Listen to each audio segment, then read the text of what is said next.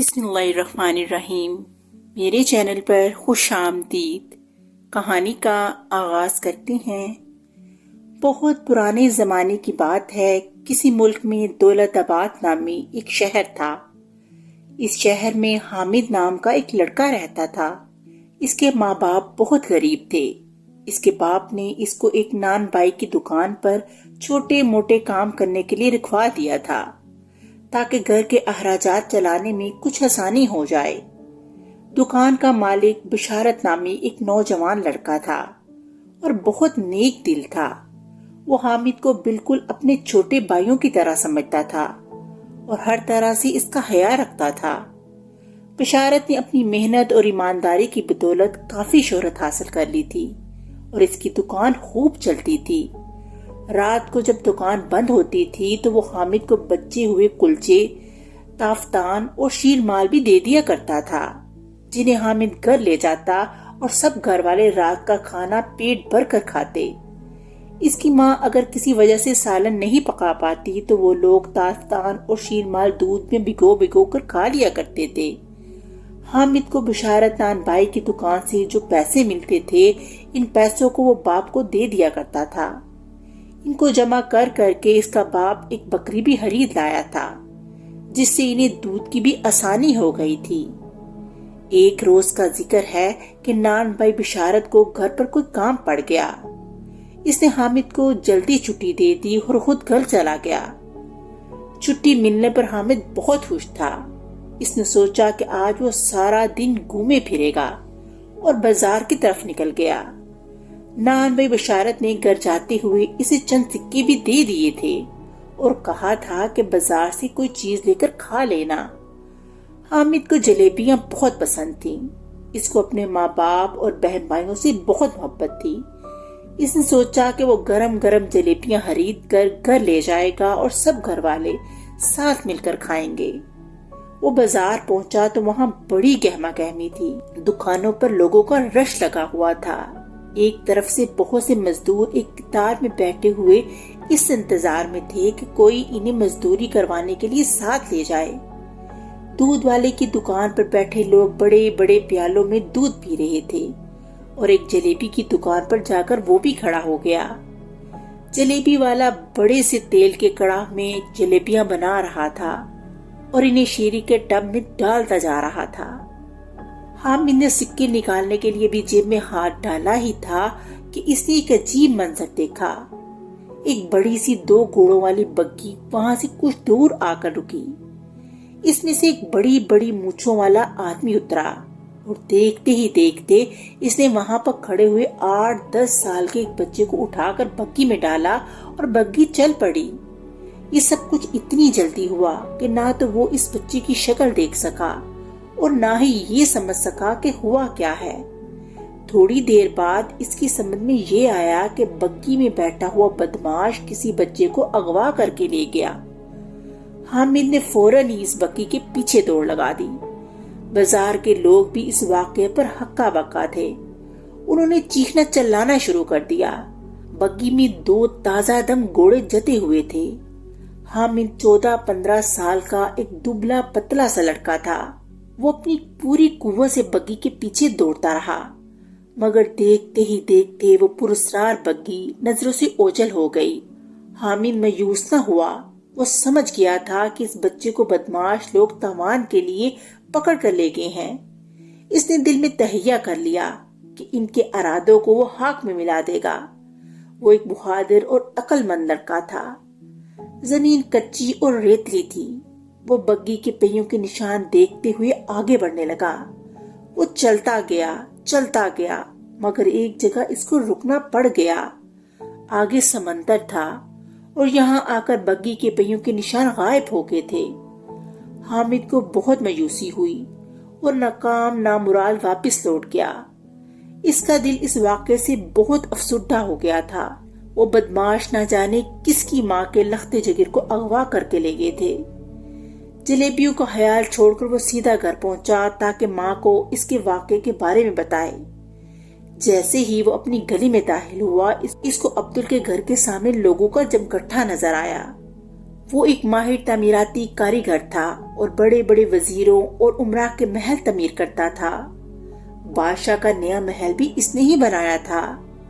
پوچھ گچھ کرنے پر پتا چلا کہ بازار سے اس کا چھوٹا بیٹا وہ بدماش اغوا کر کے لے گیا ہے۔ عبدل اور اس کی بیوی اس واقعے سے سخت پریشان تھے۔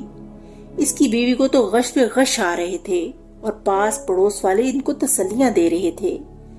حامد افسردہ دل کے ساتھ گھر چلا آیا۔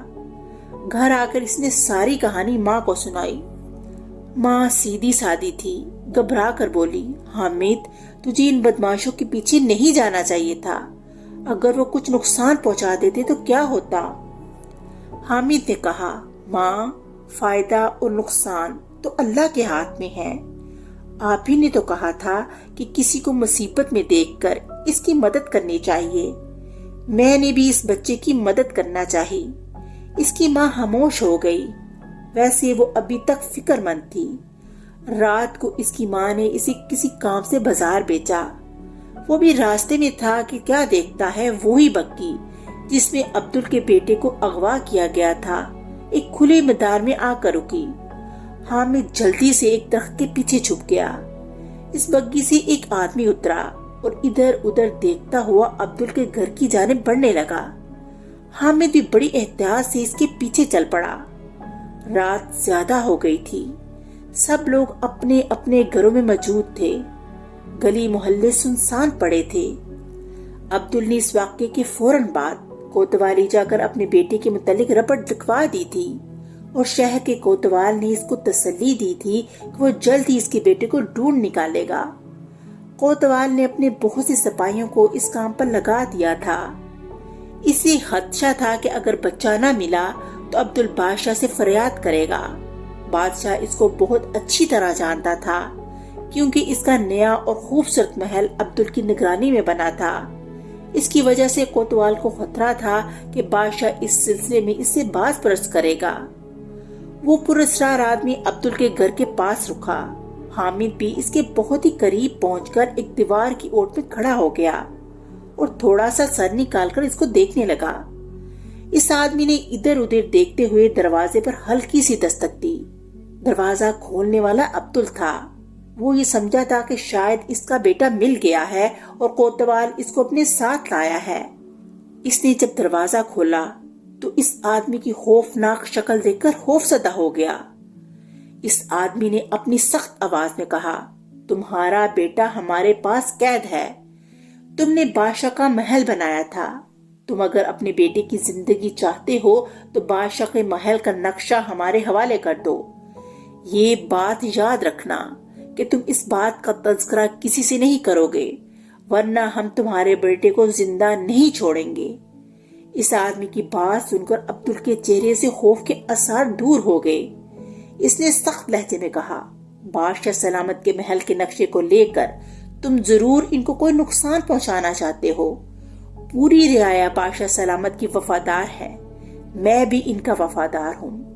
تم کچھ بھی کر لو، میں بادشاہ سلامت سے غداری نہیں کر سکتا۔ اس کی بات سن کر وہ آدمی طیش میں آ گیا۔ اس نے لات مار کر دروازے پر رکھا گملہ توڑ دیا اور ہونہار لہجے میں بولا، میں کل اسی وقت پھر آؤں گا، اچھی طرح سوچ لینا، بادشاہ کی وفاداری چاہتے ہو یا اپنے بیٹے کی زندگی۔ تم ہمیں جانتے نہیں ہو، ہم بہت خطرناک لوگ ہیں۔ حامد نے یہ تمام باتیں سن لی تھی۔ اس نے جب یہ سنا کہ یہ شخص بادشاہ سلامت کو نقصان پہنچانے کا سوچ رہا ہے تو حامد کو بہت غصہ آیا۔ اس نے تہیہ کر لیا کہ وہ ان لوگوں کے عزائم خاک میں ملانے کی پوری کوشش کرے گا۔ وہ بجلی کسی تیزی سے اپنی جگہ سے اٹھا اور دبے قدموں دوڑتا ہوا بگی کے پاس آیا۔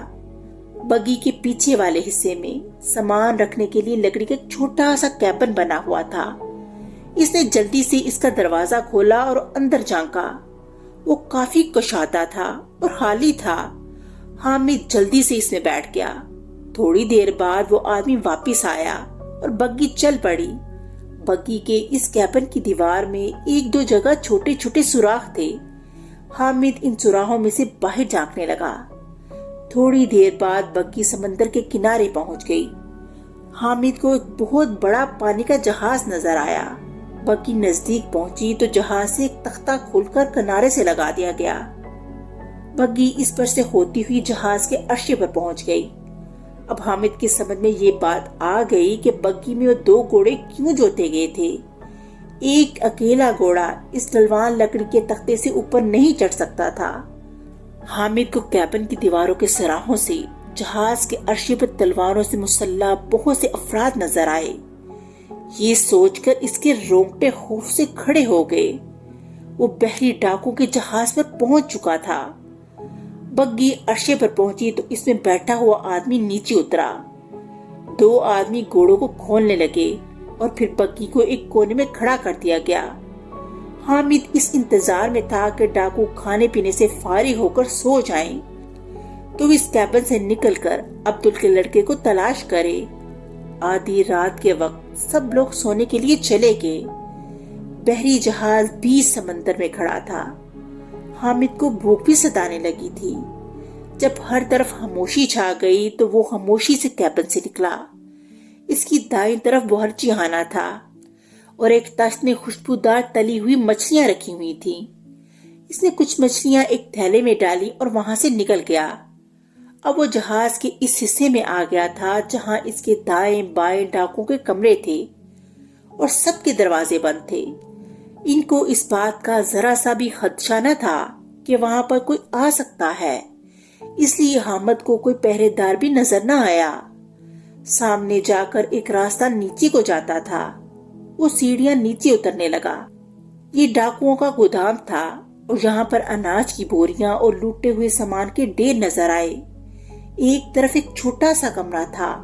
کمرے کی کنڈی باہر سے بند تھی اور اندر سے ہلکی ہلکی سسکیوں کی آوازیں آ رہی تھیں۔ حامد نے چپٹ کر دروازہ کھولا۔ اندر عبدل کا لڑکا طلحہ موجود تھا۔ ایک ہی محلے میں رہنے کی وجہ سے وہ حامد کو پہچانتا تھا۔ طلحہ نے حامد کو دیکھا تو اس کے گلے سے لگ کر رونے لگا۔ حامد بھائی، مجھے یہاں سے لے چلو، مجھے ان سے بہت ڈر لگتا ہے، یہ مجھے کھانے کو بھی کچھ نہیں دیتے۔ ان میں سے ایک آدمی کہہ رہا تھا کہ جب تیرا باپ ہمیں بادشاہ کے محل کا نقشہ دے دے گا تو ہم تجھے کھانے کو بھی دے دیں گے اور آزاد بھی کر دیں گے۔ انہیں بادشاہ کے محل کا نقشہ کیوں چاہیے؟ کیا یہ لوگ بھی بادشاہ سلامت جیسا محل بنانا چاہتے ہیں؟ طلحہ کی بات پر حامد کو ہنسی آ گئی۔ اس نے ہنسی روک کر طلحہ کو تسلی دی اور تھیلے میں سے مچھلیاں نکال کر اسے دی۔ مچھلیاں دیکھ کر وہ خوش ہو گیا۔ بھوکا تو تھا ہی، جلدی جلدی کھانے لگا۔ اسے کھاتا چھوڑ کر حامد دوبارہ دبے قدموں چلتا ہوا باورچی خانے میں آیا اور دوسرے کچھ کھانے کی اشیاء اور پانی لے کر دوبارہ طلحہ کے پاس آیا۔ اس کا بھی بھوک کے مارے برا حال تھا۔ وہ بھی کھانے میں شریک ہو گیا۔ کھانے کے بعد حامد نے اسے بہت سی باتیں سمجھائیں اور اس سے کہا کہ وہ جیسا کہے اس پر عمل کرے۔ اس کے بعد اس نے طلحہ کو اپنے ساتھ لیا، کمرے کو باہر سے کنڈی لگائی اور دونوں بڑی خاموشی سے چلتے ہوئے بگی کے پاس آئے اور کیبن کے اندر چھپ کر بیٹھ گئے۔ حامد کو اپنے ماں باپ کی فکر ستانے لگی۔ اس کی گمشدگی سے یقیناً وہ بہت پریشان ہو رہے ہوں گے۔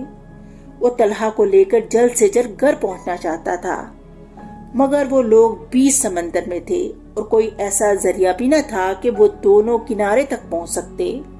اب تو صرف ایک ہی حل تھا کہ وہ ڈاکو رات کو عبدل سے ملنے جائیں، اس طرح وہ لوگ بھی یہاں سے نکل جائیں۔ ان لوگوں نے پیٹ بھر کر کھانا کھایا تھا، اس لیے اس پریشانی میں بھی انہیں نیند نے آ گھیرا اور وہ صبح دیر تک سوتے رہے۔ باقی دن رات کا انتظار کرتے کرتے گزر گیا۔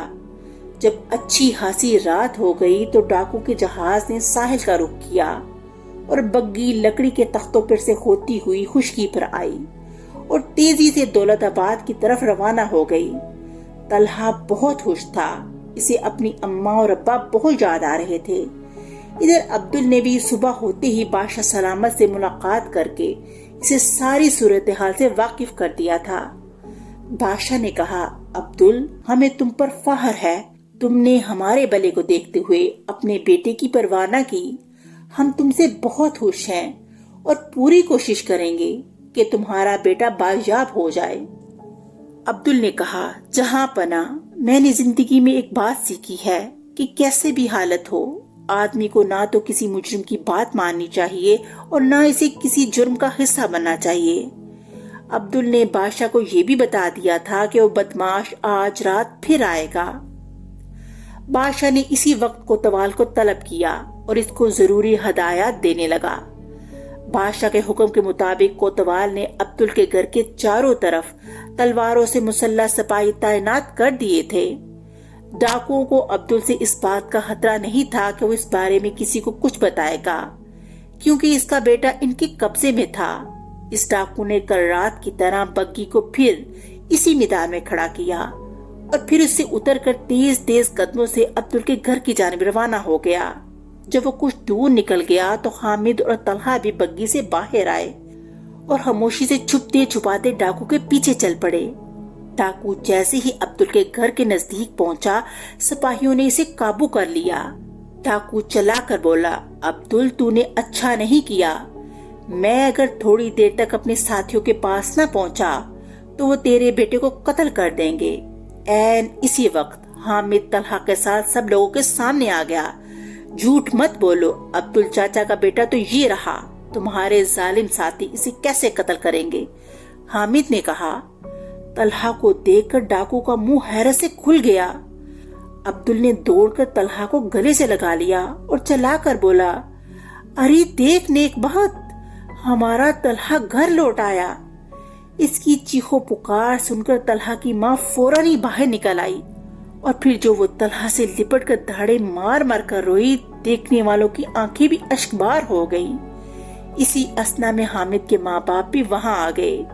اس کی ماں ذرا بھی پریشان نہیں تھی۔ اس نے حامد کو گلے سے لگایا اور بولی، میں نے تو سب سے کہہ دیا تھا کہ میرا حامد عبدل بھائی کے بیٹے طلحہ کو لے کے ہی آئے گا۔ ماں کی یہ بات سن کر طلحہ کو بہت خوشی ہوئی۔ کوتوال نے ڈاکو کو اسی وقت گرفتار کر کے بادشاہ کے سامنے پیش کیا۔ وہ خوف کے مارے تھر تھر کانپ رہا تھا۔ بادشاہ سلامت، یہ ڈاکو اتنے ظالم ہیں کہ انہوں نے طلحہ کو کچھ کھانے کو بھی نہیں دیا تھا، حامد نے بادشاہ سے کہا۔ بادشاہ نے شفقت سے اس کے سر پر ہاتھ پھیرا اور بولا، تم ایک بہادر لڑکے ہو، ہم تمہاری بہادری سے بہت خوش ہوئے۔ پھر وہ کوتوال کی طرف مڑا اور بولا، یہ کیا ہو رہا ہے کوتوال صاحب؟ چھوٹے چھوٹے بچے بڑے بڑے ڈاکو کو پکڑوا رہے ہیں اور آپ ہیں کہ مزے سے آنکھیں بند کیے بیٹھے ہیں۔ سمندری ڈاکوؤں کی اتنی ہمت ہو گئی ہے کہ ہمارے محل کا نقشہ حاصل کر کے نہ جانے ہمارے خلاف کون سی سازش کرنا چاہتے تھے۔ کوتوال، تمہاری کارکردگی سے ہم سخت مایوس ہوئے۔ بادشاہ کی بات سن کر کوتوال کا خون خشک ہو گیا اور ہاتھ پاؤں لرز رہے تھے۔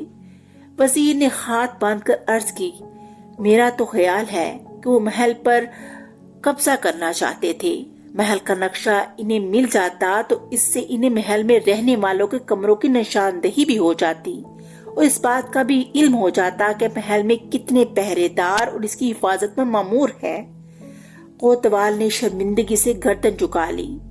اس کو تو اس بات پر سخت شرمندگی کا احساس ہو رہا تھا کہ وہ سمندری ڈاکو یوں دندناتے پھر رہے تھے۔ بادشاہ نے اسی وقت جلاد کو طلب کیا اور اس سے کہا، اب ہم اس ڈاکو سے کچھ پوچھیں گے، اگر یہ جواب نہ دے تو تم اس کی گردن اڑا دینا۔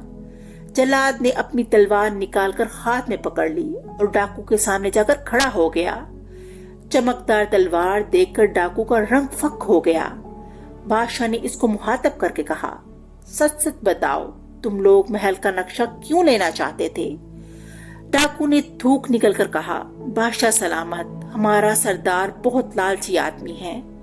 وہ محل کے نقشے سے آپ کے خزانوں تک پہنچنا چاہتا تھا تاکہ ان کو چوری کر سکے۔ خزانوں کو چوری کر کے وہ بہت امیر بننا چاہتا تھا۔ بادشاہ نے کہا، وہ خزانہ ہمارا نہیں ہے، ہماری رعایا کا ہے۔ وہ اگر چوری ہو جاتا تو پھر ہم اپنے ملک کی ترقی اور خوشحالی بغیر پیسوں کے کیسے کرتے؟ اپنی فوج، سپاہیوں اور دوسرے سرکاری ملازمین کو تنخواہیں کہاں سے دیتے؟ تمہارا جرم بہت بڑا ہے، تمہیں اس کی سزا ضرور ملے گی۔ اس ڈاکو کو جیل میں ڈال دیا گیا۔ اس کے بعد کوتوال نے بہت سارے سپاہی ساتھ لیے اور حامد سے کہا، اب تم ہمیں اس جگہ لے چلو جہاں سمندر میں وہ جہاز کھڑا ہے۔ حامد اور کوتوال ڈاکو کی بگی میں بیٹھے اور حامد کوتوال کو رستہ بتانے لگا۔ سپاہی چپکے چپکے ان لوگوں کے پیچھے آ رہے تھے۔ سمندر پر جہاز کھڑا تھا اور اس میں موجود ڈاکو اپنے ساتھی کا انتظار کر رہے تھے۔ بگی دیکھ کر ڈاکو یہ سمجھے کہ ان کا ساتھی آ گیا ہے۔ اندھیرا ہونے کی وجہ سے وہ کوتوال اور حامد کی شکلیں نہ پہچان سکے۔ جیسے ہی لکڑی کے بڑے سے تختے نے ساحل کو چھوا، کوتوال کے سارے چھپے ہوئے سپاہی باہر نکل آئے اور اس تختے کی مدد سے جہاز کے اوپر چڑھ کر ڈاکو پر حملہ بول دیا۔ ڈاکو بے خبری میں پکڑے گئے۔ چند ایک ڈاکو نے گھبرا کر سمندر میں چھلانگ لگا دی۔ کوتوال کے حکم پر اس کے سپاہی بھی سمندر میں کود گئے اور بھاگنے والے ڈاکو کو بھی گرفتار کر لیا گیا۔ ان کا سردار جہاز کے تہخانے میں بیٹھا سونے کے سکوں کی بوری کھول کے سکے گن رہا تھا۔ اس کو بھی گرفتار کر لیا گیا۔ ڈاکو کے جہاز سے بہت سارا لوٹا ہوا مال برآمد ہوا۔ بادشاہ نے ان تمام چیزوں کو ان لوگوں کو واپس کر دیا جن کو لوٹ کر ڈاکو نے اسے جمع کیا تھا۔ عبدل کو بادشاہ نے وفاداری کے بدلے اور حامد کو اس کی بہادری کے صلے میں بادشاہ نے 2,000 اشرفیاں انعام کے طور پر دی۔ عبدل تو خیر پہلے ہی بہت امیر تھا، مگر بادشاہ کے انعام کی وجہ سے حامد اور اس کے گھر والوں کے دن پھر گئے تھے۔ اگلے روز جب حامد حسب معمول دکان پر پہنچا تو بشارت نان بائی نے اس کی بڑی آؤبگت کی۔ اس نے کہا، حامد اب تو تم بہت امیر لڑکے ہو گئے ہو۔ بادشاہ سلامت تمہاری بہادری سے بہت خوش ہوئے ہیں۔ مجھے پتا ہے کہ اب تم میری دکان پر کام نہیں کرو گے۔ حامد نے ہنس کر کہا، بادشاہ سلامت نے مجھے جتنی بھی اشرفیاں دی تھی وہ تو میری ماں نے لے لی ہیں۔ میرے پاس تو کچھ بھی نہیں ہے۔ اگر میں نے کام کرنا چھوڑ دیا تو پھر جلیبی کہاں سے خریدوں گا؟ اور جناب میرا تو یہ خیال ہے کہ آدمی کے پاس چاہے جتنی بھی دولت آ جائے، اسے ہاتھ پر ہاتھ رکھ کر نہیں بیٹھنا چاہیے، کچھ نہ کچھ کرتے ہی رہنا چاہیے، اسی میں بھلائی ہے۔ اس کی بات سن کر بشارت نان بھائی بہت خوش ہوا اور بولا، حامد میرا دل کہتا ہے تم اپنی بہادری، خدا ترسی اور اچھے خیالات کی وجہ سے ایک روز بہت بڑے آدمی بنو گے۔ حامد نے مسکراتے ہوئے جھک کر اس کا شکریہ ادا کیا اور پھر دکان کے کاموں میں لگ گیا۔ اس طرح کہانی کا اختتام ہو گیا۔ اگلی کہانی کے ساتھ پھر ملیں گے، تب تک کے لیے اللہ حافظ۔